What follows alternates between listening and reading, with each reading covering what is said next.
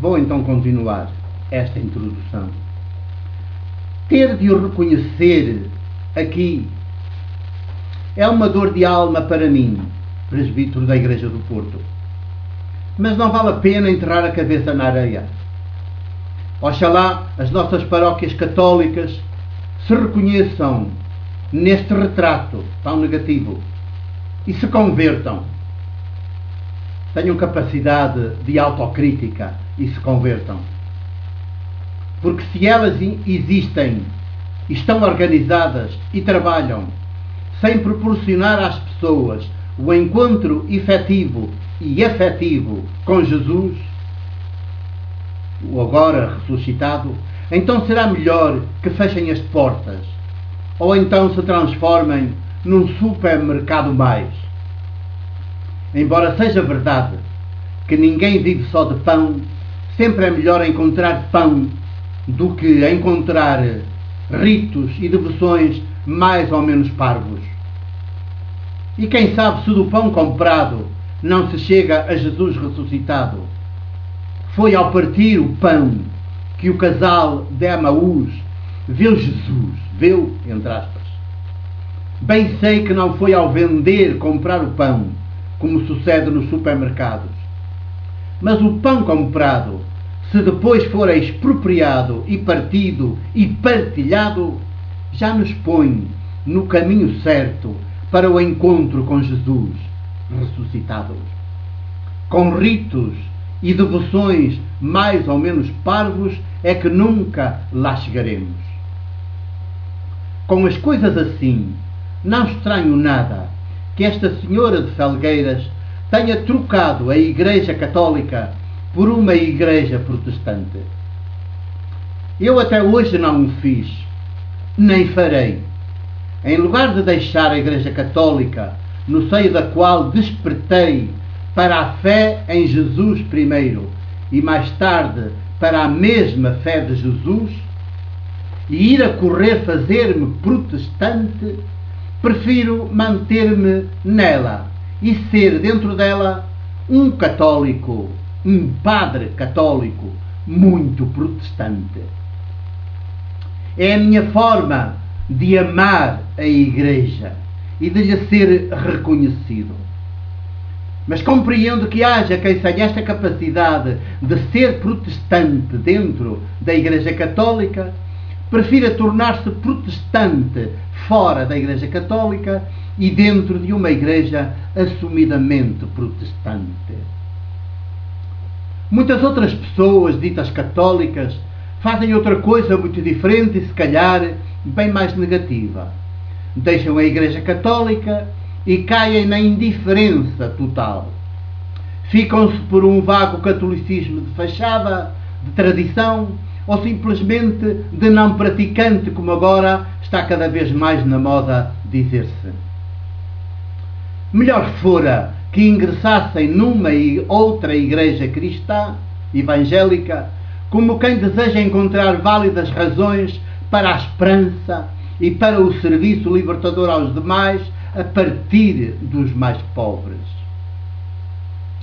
Mas se a nova igreja escolhida por alguém é assumidamente protestante, bom será que quem vai da católica para ela não deixe o protesto à porta. Seja mesmo protestante. Não vai acontecer que tenha aderido a uma igreja que de protestante só tem mesmo o nome. O que é um facto incontestado quando essa igreja, na realidade, mas não pretende do que apoderar-se do dinheiro das pessoas que a integram. E boca calada, se tais pessoas tropeçam em situações que justamente merecem ser criticadas, como são certas posições de alguns pastores, que é um tal venha a nós o vosso dinheiro, que eu até sufoco só de ouvir dizer, quanto mais se ouvisse com os meus próprios olhos e com a minha cumplicidade. Alerta, pois, vós que integrais hoje uma igreja protestante, se vos exigem boca calada e nada de protestante lá dentro, alerta. Mas a carta que recebi traz um propósito muito concreto. Avança um rol de dúvidas que, no dizer da sua autora, lhe têm surgido ao ler o que eu tenho publicado. Essas dúvidas põem, e cito, põem em causa aquilo que tenho aprendido nestes últimos anos como evangélica. Acabou a citação. Como são escritos meus que lhe têm suscitado as dúvidas, é a mim que ela se dirige para ser esclarecida.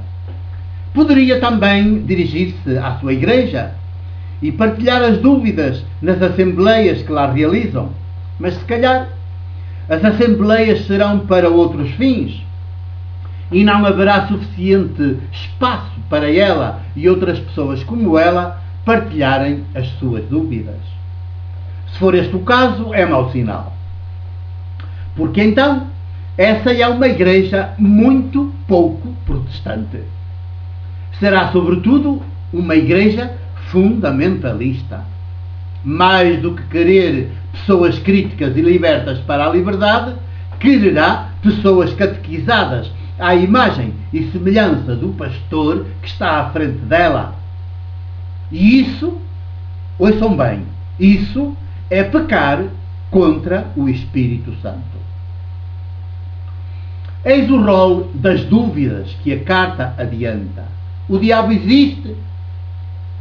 As pessoas podem de facto ficar possessas e serem libertadas no nome de Jesus, como ele a ensinou. Podem as pessoas doentes ser curadas também no nome de Jesus, também como ele a ensinou. E cita Mateus 10, 1, 8, Marcos 16, 17 e 18.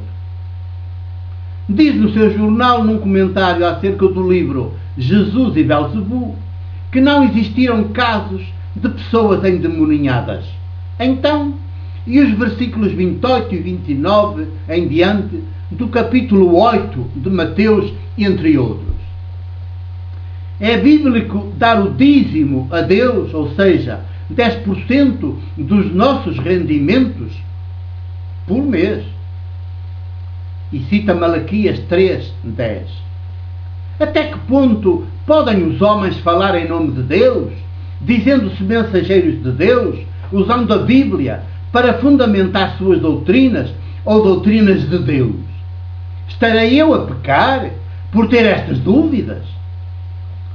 O inferno existe de facto ou é ficção? Eu disse que era um rol de dúvidas. A autora da carta também o reconhece quando a seguir acrescenta, e cito: são tantas dúvidas, é confuso quando alguém quer acreditar em Jesus, fazer dele nosso Senhor e Salvador e ver tantas divergências acerca da sua doutrina. Devo confessar que não concordo com tudo na minha religião, mas gostava de ver fundamentada a minha discordância. É por isso que tomei a liberdade de lhe escrever esta carta. Acaba a citação. Mas não ficam por aqui as dúvidas da senhora que me escreve de Felgueiras. Defina-me, por favor, o seu conceito de estar cheio do Espírito Santo.